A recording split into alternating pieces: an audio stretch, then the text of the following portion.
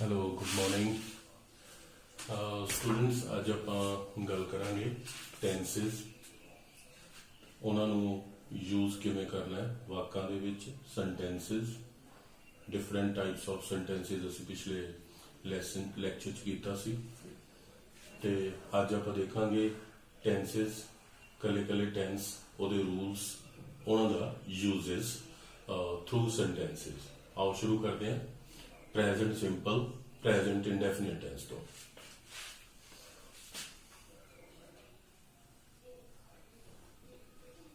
Present simple, past simple, future simple, ਇਹ indefinites ਜਿਵੇਂ present indefinite, past indefinite, future indefinite, ਉਸ ਤਰ੍ਹਾਂ use ਆਪਾਂ ਇਹਨਾਂ ਦੇ ਨਾਮ ਲੈਂਦੇ ਹਾਂ। ਪ੍ਰੈਜ਼ੈਂਟ ਸਿੰਪਲ, ਇਹਦਾ ਰੂਲ ਕੀ ਹੈ? ਵਰਬ ਦੀ ਪਹਿਲੀ ਫਾਰਮ ਜਾਂ ਫਿਰ ਵਰਬ ਦੀ ਪਹਿਲੀ ਫਾਰਮ ਨਾਲ ਐਸ ਜਾਂ ਈਐਸ, ਇਹ ਤੁਹਾਡੇ ਪੋਜ਼ਿਟਿਵ ਸੈਂਟੈਂਸਿਸ, ਅਫਰਮੇਟਿਵ ਸੈਂਟੈਂਸਿਸ ਦੇ ਵਿੱਚ ਯੂਜ਼ ਹੁੰਦਾ ਹੈ। ਉਹਦੇ ਲਈ ਮੈਂ ਮੈਥ ਦਾ ਸਿੰਬਲ ਲਿਆ ਪੋਜ਼ਿਟਿਵ, ਸਪੇਸ ਦੀ ਖਾਤਰ। ਸੈਕੰਡ, ਇਹ ਪੋਜ਼ਿਟਿਵ ਸੈਂਟੈਂਸਿਸ ਹੈ ਅਗਰ ਨੈਗੇਟਿਵ ਜਾਂ ਇੰਟਰੋਗੇਟਿਵ ਸੈਂਟੈਂਸਿਸ ਹੋਣ ਤਾਂ ਫਿਰ ਅਸੀਂ ਕੀ ਕਰਦੇ ਹਾਂ? ਡੂ ਪਲਸ ਫਸਟ ਫਾਰਮ ਜਾਂ ਫਿਰ does plus first form use ਕਰਦੇ। ਹੁਣ ਇੱਥੇ ਗੱਲ ਇੱਕ ਹੋਰ ਆ ਜਾਂਦੀ ਹੈ ਕਿ ਅਗਰ ਤੁਹਾਡਾ ਸਬਜੈਕਟ ਆਈ ਹੈ, ਯੂ ਹੈ ਜਾਂ ਫਿਰ ਪਲੂਰਲ ਹੈ, ਬਹੁਵਚਨ ਜਿਹਨੂੰ ਕਹਿੰਦੇ ਆ, ਫਿਰ ਤੇ ਅਸੀਂ ਪੋਜ਼ਿਟਿਵ ਸੈਂਟੈਂਸ ਵਿੱਚ ਫਸਟ ਫਾਰਮ ਯੂਜ਼ ਕਰਾਂਗੇ, ਨੈਗੇਟਿਵ ਤੇ ਇੰਟਰੋਗੇਟਿਵ ਦੇ ਵਿੱਚ do plus first form use ਕਰਾਂਗੇ। ਤੇ ਅਗਰ ਨੈਗੇਟਿਵ ਜਾਂ ਇੰਟਰੋਗੇਟਿਵ ਸੈਂਟੈਂਸਿਸ ਹੈ ਤਾਂ ਫਿਰ ਆਈ ਯੂ ਪਲੂਰਲ ਦੇ ਨਾਲ ਦੇ ਵਿੱਚ ਲਈ ਜਿਹੜੇ ਸੈਂਟੈਂਸਿਸ ਹੈ ਆਈ ਯੂ ਪਲੂਰਲ ਨਾਲ ਸ਼ੁਰੂ ਹੁੰਦੇ ਆ, ਉੱਥੇ ਅਸੀਂ ਡੂ ਪਲਸ ਫਸਟ ਫਾਰਮ ਲਗਾਵਾਂਗੇ।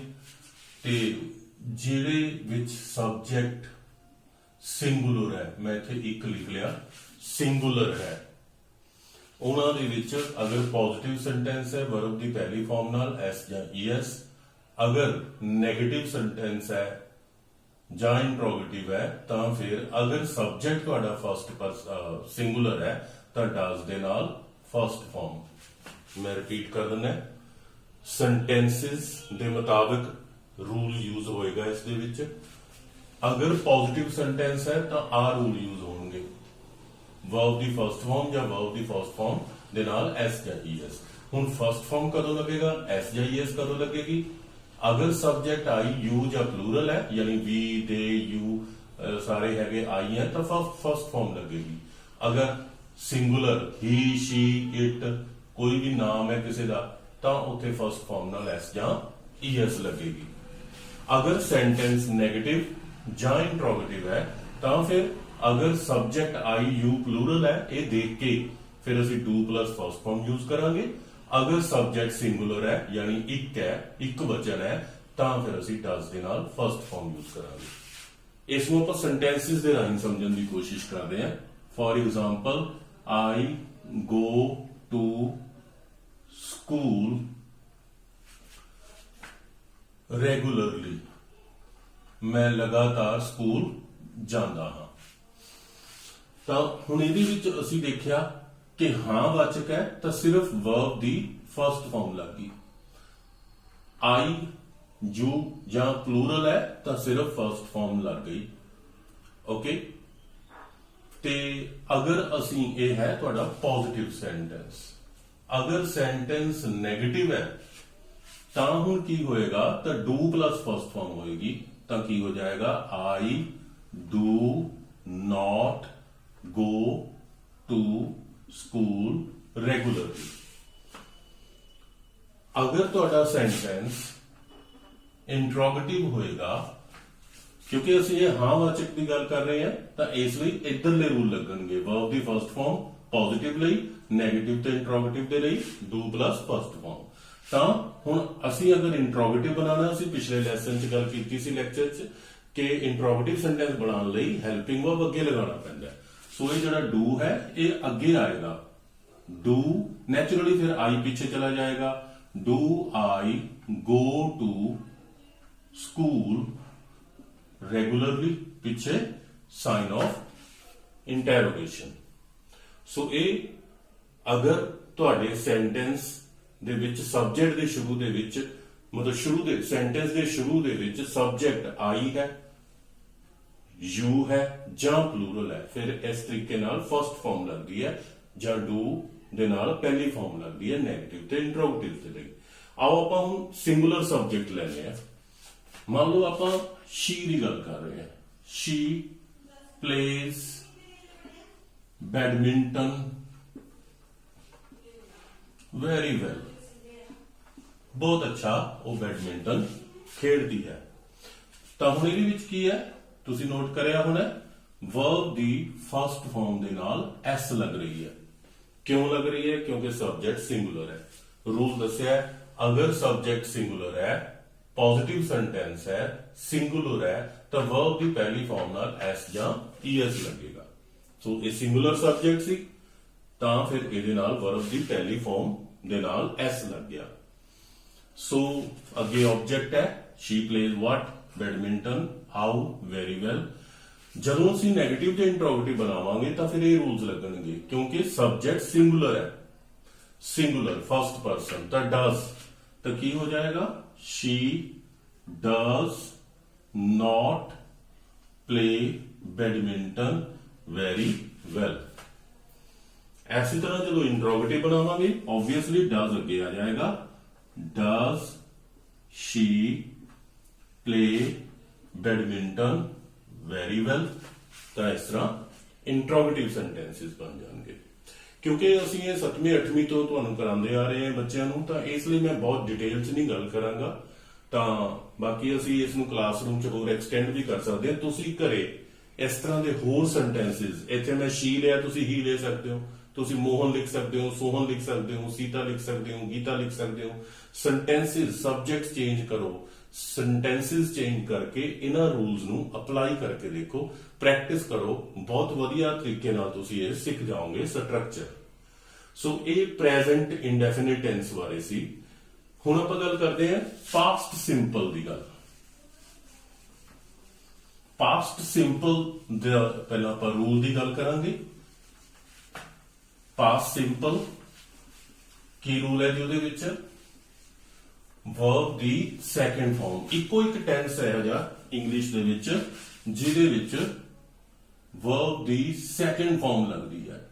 वर्ब दी सैकेंड फॉर्म किहड़े विच? ओ भी पॉजिटिव सेंटेंस विच। ते अगर सेंटेंस तुहाडा नेगेटिव होएगा जां इंट्रोगेटिव होएगा तां फिर उस दे विच डिड प्लस फर्स्ट फॉर्म लगदी है। आओ देखते हैं इसनूं सेंटेंसेस दे राहीं। For example, I took my tea in the morning. I took my tea in the morning. हुण मैं सवेरे की गल कर रहे हैं, ਇਹਦਾ मतलब वो समा लंघ चुकिया है। पास्ट इंडेफिनिट ਦੇ ਵਿੱਚ ਅਸੀਂ ਪਿਛਲੇ ਸਮੇਂ ਦੀ ਗੱਲ ਕਰਦੇ ਹਾਂ। ਇਹਨਾਂ ਦੇ ਟੈਂਸਿਸ ਦੇ ਯੂਸੇਜ ਬਾਰੇ ਆਪਾਂ ਅਲੱਗ ਤੌਰ ਤੇ ਗੱਲ ਕਰਾਂਗੇ। ਫਿਲਹਾਲ ਸਾਡਾ ਧਿਆਨ ਰੂਲਸ, ਸੈਂਟੈਂਸਸ, ਸਟਰਕਚਰ ਇਸ ਤੇ ਜ਼ਿਆਦਾ ਦੇ ਰਹੇ ਆਪਾਂ। I took my tea in the morning। ਸੋ ਇਹਦੇ ਵਿੱਚ took, take, took, taken second farm ਆ ਗਈ। ਕਿਉਂ? ਸਵੇਰ ਦੀ ਗੱਲ ਹੋ ਰਹੀ ਹੈ, ਪਾਸਟ ਹੈ, ਸੈਕੰਡ ਫਾਰਮ ਲੱਗ ਗਈ, ਪੋਜ਼ਿਟਿਵ ਸੈਂਟੈਂਸ ਹੈ, ਇਹ ਚ ਸਬਜੈਕਟ ਦਾ ਕੋਈ ਚੱਕਰ ਨਹੀਂ। ਸਬਜੈਕਟ ਜਿਹੜਾ ਮਰਜ਼ੀ ਹੋਵੇ, ਆਈ, ਯੂ, ਪਲੂਰਲ, ਸਿੰਗੂਲਰ, ਕੋਈ ਵੀ ਹੋਵੇ। ਜਦੋਂ ਅਸੀਂ ਨੈਗੇਟਿਵ ਸੈਂਟੈਂਸ ਬਣਾਵਾਂਗੇ ਤਾਂ ਇਸੇ ਸੈਂਟੈਂਸ ਨੂੰ ਅਗਰ ਅਸੀਂ ਨੈਗੇਟਿਵ ਬਣਾਉਣਾ ਤਾਂ ਕੀ ਹੋ ਜਾਏਗਾ, ਡਿਡ ਪਲਸ ਫਸਟ। ਬਸ ਇਹੀ ਗੱਲ ਦਾ ਖਿਆਲ ਰੱਖਣਾ ਹੈ ਕਿ ਪੋਜ਼ਿਟਿਵ ਚ ਸੈਕੰਡ ਫਾਰਮ ਤੇ ਨੈਗੇਟਿਵ ਇੰਟਰੋਗੇਟਿਵ ਚ ਫਸਟ ਫਾਰਮ, ਪਰ ਨਾਲ ਕੀ ਲੱਗੇਗਾ, did. I did ਨॉट, took the first farm ਕੀ ਹੁੰਦੀ ਹੈ, ਟੇਕ ਮਾਈ ਟੀ ਇਨ ਦਾ ਮॉर्निंग। ओके, सो ये तुहाडा नेगेटिव सेंटेंस बन गया।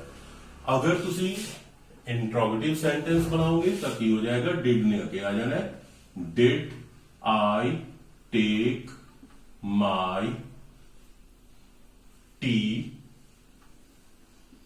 The morning. ओके, एक सब्जेक्ट होर ले लेने they won the match last Sunday. They won the match last Sunday, पिछले संडे की गल हो रही है। सो ये सैकेंड फॉर्म है वन। सो जदों असी इस नैगेटिव बनावांगे तो की हो जाएगा, दे डिड नॉट विन। बस इस चीज का ख्याल रखना है कि अगर डिड आ गया तो वर्ब की फर्स्ट फॉर्म करनी है। They did not win the match last Sunday. अगर इंट्रोगेटिव बनावांगे तो अगेन उसी तरह हेल्पिंग वर्ब अगे आ जाएगा, सब्जेक्ट उसके बाद आएगा, did they win the match last Sunday. So इथे इंट्रोगेटिव नहीं, नेगेटिव सेंटेंस है। एक सेंटेंस तुहानू होर दसिया सी नेगेटिव इंट्रोगेटिव, ਜਦੋਂ ਆਪਾਂ ਨੇ ਸਟਰਕਚਰ ਦੀ ਗੱਲ ਕੀਤੀ ਸੀ ਸੈਂਟੈਂਸਿਸ ਦੀ, ਤਾਂ ਉਹਦੇ ਚ ਕੀ ਦੱਸਿਆ ਸੀ ਕਿ ਉਹ ਨੋਟ ਜਿਹੜਾ ਹੈ ਸਬਜੈਕਟ ਤੋਂ ਬਾਅਦ ਲੱਗਦਾ ਹੈ। ਕਿਸ ਤਰ੍ਹਾਂ, ਡਿਡ ਦੇ ਇਹ ਸਬਜੈਕਟ ਹੈ, ਇਹ ਹੈਲਪਿੰਗ ਵਰਬ ਹੈ, ਤਾਂ ਫਿਰ ਨੋਟ ਇੱਥੇ ਆ ਜਾਏਗਾ, ਡਿਡ ਦੇ ਨੋਟ ਵਿਨ ਦਾ ਮੈਚ ਲਾਸਟ ਸੰਡੇ। सो इस तरीके नाल तुसी डिफरेंट सेंटेंसेस बना सकते हो। आई होप तुहानू समझ आ रहा होगा। अगे चलते हैं, जिहड़ा इसका फ्यूचर इंडेफिनिट टेंस उसकी गल करते हैं। ये पास्ट इंडेफिनिट सेंटेंस ही जिसनू सिंपल पास्ट भी कहते हैं आपां, ते हुण सिंपल फ्यूचर की गल करांगे। सिंपल फ्यूचर यानी फ्यूचर इंडेफिनिट टेंस। सो इहदा रूल की है जी, विल और शैल प्लस वर्ब दी फर्स्ट फॉर्म।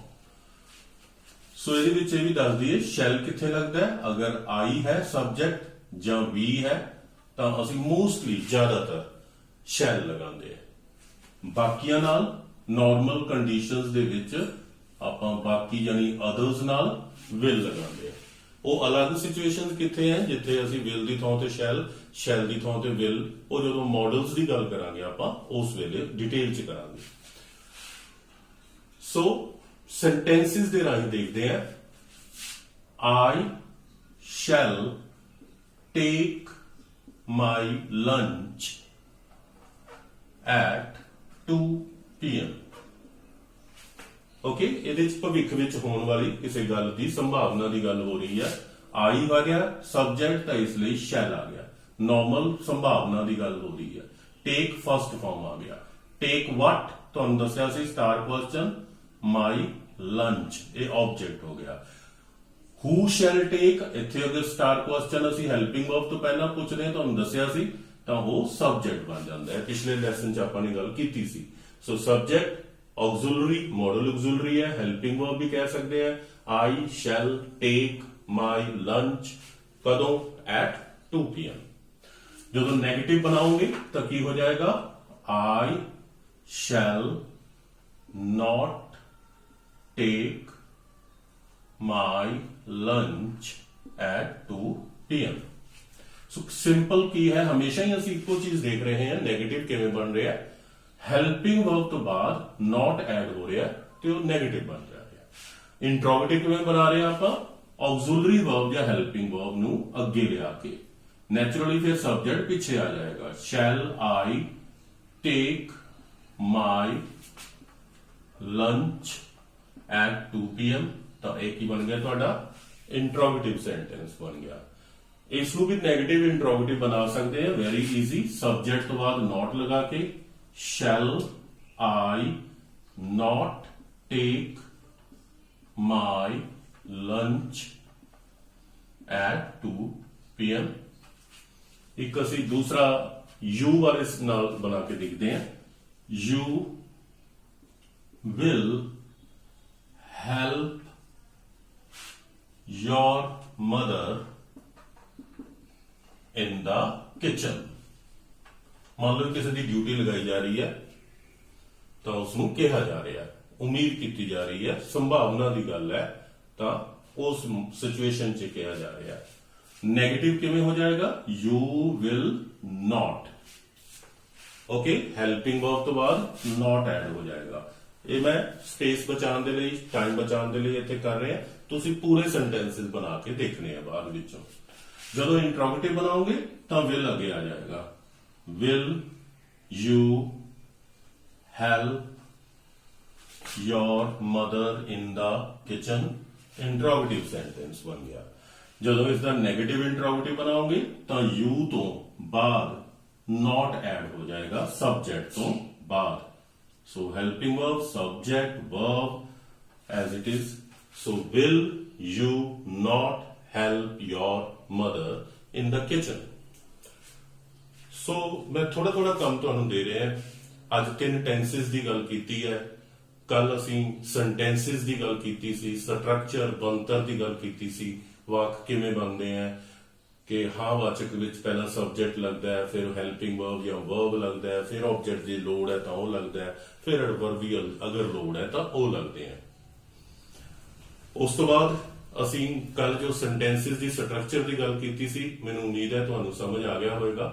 ਤੇ ਟਾਈਪਸ ਆਫ ਸੈਂਟੈਂਸਸ ਦੀ ਵੀ ਗੱਲ ਕੀਤੀ ਸੀ ਕਿ ਇੱਕ ਡੈਕਲੇਰੇਟਿਵ ਸਿੰਪਲ ਸੈਂਟੈਂਸਸ ਹੁੰਦੇ ਆ, ਅਫਰਮੇਟਿਵ, ਉਸ ਤੋਂ ਬਾਅਦ ਨੈਗੇਟਿਵ ਸੈਂਟੈਂਸਸ ਹੁੰਦੇ ਆ। ਅੱਜ ਵੀ ਤੁਸੀਂ ਦੇਖਿਆ ਇੰਟਰੋਗੇਟਿਵ ਸੈਂਟੈਂਸ ਹੁੰਦੇ ਆ, ਇੰਪੈਰੇਟਿਵ ਸੈਂਟੈਂਸ ਹੁੰਦੇ ਆ, ਜਾਂ ਨੈਗੇਟਿਵ ਇੰਟਰੋਗੇਟਿਵ ਸੈਂਟੈਂਸ ਹੁੰਦੇ ਆ। ਅੱਜ ਵੀ ਆਪਾਂ ਨੇ ਗੱਲ ਕੀਤੀ ਹੈ। ਇੰਪੈਰੇਟਿਵ ਸੈਂਟੈਂਸਸ ਹੁੰਦੇ ਆ, ਐਕਸਕਲਾਮੇਟਰੀ ਹੁੰਦੇ ਆ। ਜਦੋਂ ਅਸੀਂ ਨਰੇਸ਼ਨ ਕਰਾਂਗੇ ਆਪਟੇਟਿਵ ਸੈਂਟੈਂਸਸ ਹੁੰਦੇ ਆ। ਕੁਝ ਇਸ ਤਰ੍ਹਾਂ ਦੇ ਸੈਂਟੈਂਸਸ ਲੈਟਸ ਵਾਲੇ ਹੈਗੇ ਆ। ਹੋਰ ਬਹੁਤ ਸਾਰੇ ਸੈਂਟੈਂਸਸ ਹੈ ਜਿਨ੍ਹਾਂ ਦੀ ਆਪਾਂ ਉਦੋਂ ਗੱਲ ਕਰਾਂਗੇ। ਸੋ ਅੱਜ ਆਪਾਂ 3 ਟੈਂਸਸ ਦੀ ਗੱਲ ਕੀਤੀ ਹੈ, ਇਹਨਾਂ ਦੇ ਰੂਲਸ ਦੀ ਗੱਲ ਕੀਤੀ ਹੈ। ਤੁਸੀਂ ਰੂਲਸ ਯਾਦ ਕਰੋ, ਇਹਨਾਂ ਨੂੰ ਅਲੱਗ ਲਿਖ ਲਓ ਤੇ ਫਿਰ ਥੱਲੇ ਯੂਸੇਜ ਯੂਜ਼ ਕਰਨਾ ਕਿਵੇਂ ਇਹਨਾਂ ਨੂੰ ਵਾਕਾਂ ਦੇ ਵਿੱਚ। ਤਾਂ ਮੈਂ ਇੱਕ ਦੋ ਤੁਹਾਨੂੰ ਉਦਾਹਰਨਾਂ ਦਿੱਤੀਆਂ। ਦੇਖਿਆ ਜਾਵੇ ਨੈਗੇਟਿਵ ਇੰਟਰੋਗੇਟਿਵ ਤੇ ਨੈਗੇਟਿਵ ਇੰਟਰੋਗੇਟਿਵ ਸੈਂਟੈਂਸ ਬਣਾਉਣ ਲਈ ਮੈਂ ਤੁਹਾਨੂੰ ਬਹੁਤ ਵਾਰੀ ਐਗਜ਼ਾਮਪਲ ਦੇ ਚੁੱਕਿਆ। ਹਰੇਕ ਟੈਂਸ ਵਿੱਚ ਘੱਟੋ ਘੱਟ 1 ਜਾਂ 2 ਵਾਰੀ ਤੁਹਾਨੂੰ ਐਗਜ਼ਾਮਪਲ ਦਿੱਤੀ ਹੈ ਤੇ ਉਹ ਐਗਜ਼ਾਮਪਲ 4 ਸੈਂਟੈਂਸਸ ਦੀ ਦਿੱਤੀ ਹੈ। ਇਹਦੇ ਨਾਲ ਤੁਸੀਂ ਜੇ ਕਾਊਂਟ ਕਰੋਗੇ ਤਾਂ 24 ਜਾਂ 28 ਸੈਂਟੈਂਸਸ ਤੋਂ ਵੱਧ ਦੀ ਮੈਂ ਐਗਜ਼ਾਮਪਲ ਤੁਹਾਨੂੰ ਦਿੱਤੀ ਹੈ। ਸੋ ਮੈਂ ਕਿਉਂ ਕਹਿ ਰਿਹਾ ਇਸ ਲਈ ਕਿ ਆਈ ਥਿੰਕ ਇਟਸ ਸਫੀਸ਼ੀਐਂਟ। ਤੁਸੀਂ ਮੇਰੇ ਲਈ ਇਹ ਸਫੀਸ਼ੀਐਂਟ ਹੈ ਬਟ ਤੁਹਾਡੇ ਲਈ ਨਹੀਂ ਹੈ। ਤੁਸੀਂ ਹੁਣ ਐਸੇ ਤਰ੍ਹਾਂ ਦੇ ਸਿਮਿਲਰ ਸੈਂਟੈਂਸਸ ਬਣਾਓ, ਇਧਰੋਂ ਉਧਰੋਂ ਲੱਭ ਕੇ ਤੁਹਾਡੀ ਗਾਈਡ ਵਿੱਚੋਂ, ਤੁਹਾਡੇ ਜਿਹੜੀ ਟੈਕਸਟ ਬੁੱਕ ਹੈ ਉਹਦੇ ਵਿੱਚੋਂ, ਤੁਹਾਡੇ ਲੈਸਨ ਵਿੱਚੋਂ ਹੋ ਸਕਦੇ ਆ, ਬਹੁਤ ਵਧੀਆ ਹੈ। ਤੇ ਉਹਨਾਂ ਨੂੰ ਪ੍ਰੈਕਟਿਸ ਕਰੋ। ਬਸ ਮੈਂ ਇਹੀ ਕਹਾਂਗਾ, ਜਦ ਤੱਕ ਪ੍ਰੈਕਟਿਸ ਨਹੀਂ ਕਰੋਗੇ ਇਹਨਾਂ ਨੂੰ ਤੁਹਾਨੂੰ ਨਹੀਂ ਪਤਾ ਲੱਗੇਗਾ, ਮੁਸ਼ਕਿਲ ਆਏਗੀ। ਇਹ ਬਹੁਤ ਬੇਸਿਕ ਹੈ। ਇਸ ਤੋਂ ਬਾਅਦ ਅਸੀਂ ਆਪਾਂ ਇਹ ਸਾਰੇ ਟੈਂਸਸ ਕੰਪਲੀਟ ਕਰਕੇ ਤੇ ਜਿਹੜਾ ਹੈ ਫਿਰ ਵੌਇਸ ਦੇ ਰੂਲਸ ਦੀ ਗੱਲ ਕਰਾਂਗੇ ਤੇ ਫਿਰ ਵੌਇਸ ਤੇ ਫਿਰ ਨਰੇਸ਼ਨ ਐਜ਼ ਇਟ ਇਜ਼ ਜਿਵੇਂ ਆਪਾਂ ਨੇ ਪਲਾਨ ਕੀਤਾ।